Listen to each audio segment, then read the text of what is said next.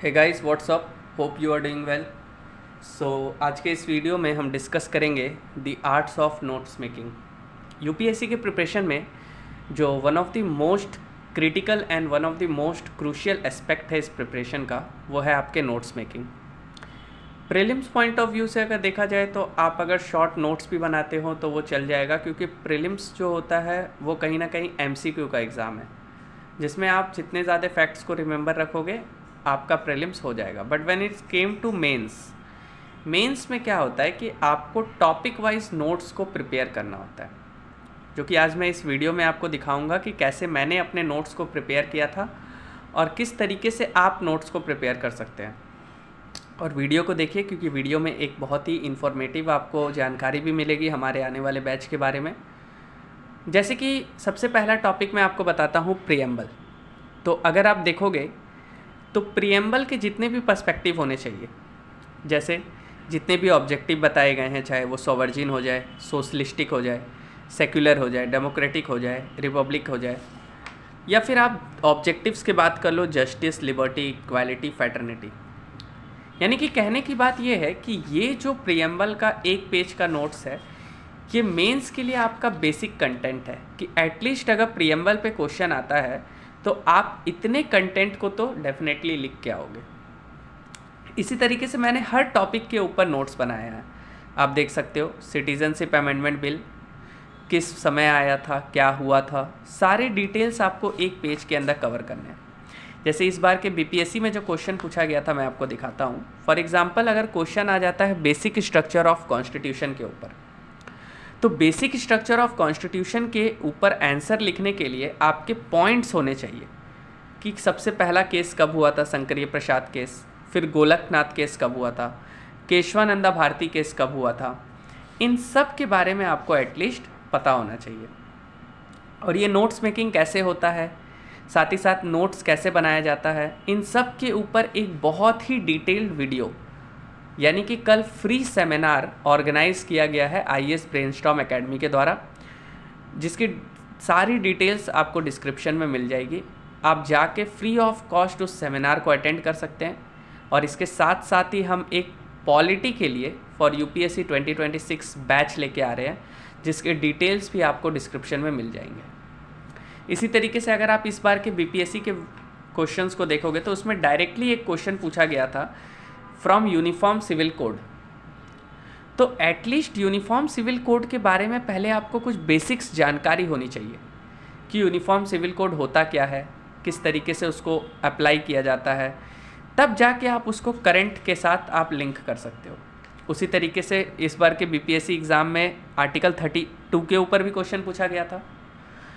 तो each and every topic जितने की पॉलिटी में दिए हुए हैं, चाहे वो फेडरलिज्म का हो, फेडरलिज्म में आप देखो सेंटर स्टेट रिलेशनशिप कैसा होता है, हर एक टॉपिक का आपको इस तरीके से परफेक्ट नोट्स बनाना है।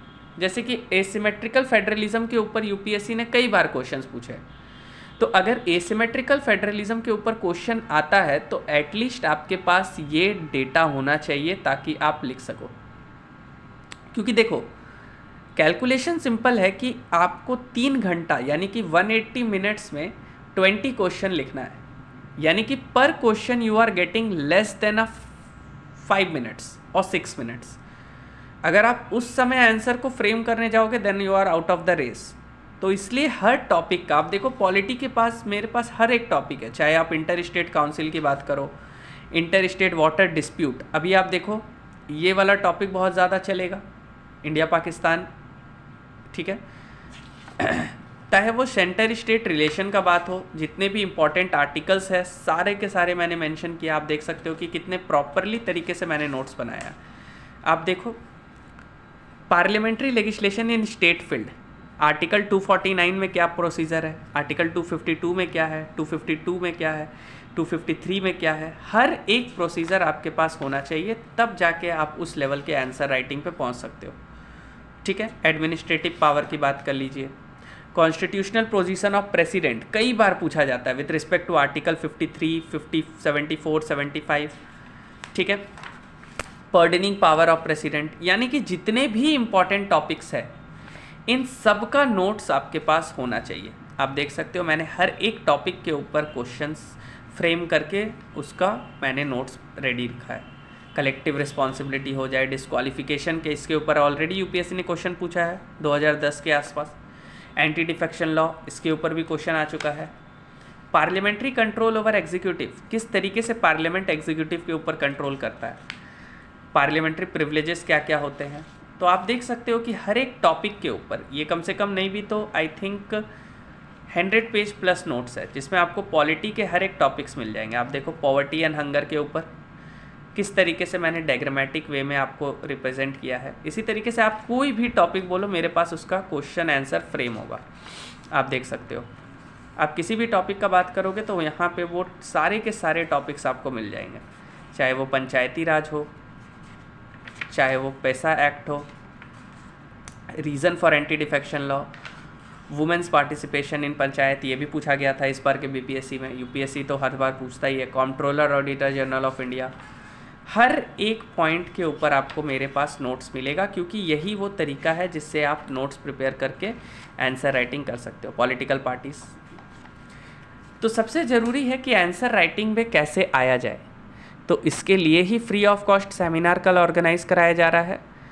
टाइमिंग आपका 7 to 8 o'clock रहने वाला है। गूगल मीट के थ्रू ये होगा, 1-on-1 इंट्रैक्शंस होंगी, काफ़ी सारी चीज़ें आपको जानने को मिलेगी। हमारे आने वाले बैच के बारे में भी आप बहुत सारा चीज़ जान सकते हैं। सो प्लीज़ आप जैसे भी करके इसे ज्वाइन कीजिए। लिंक सारे के सारे डिस्क्रिप्शन में डिटेल्स दे दिए गए हैं। तो ये था आज का हमारा video. Till then take care, keep learning and Jai Hind.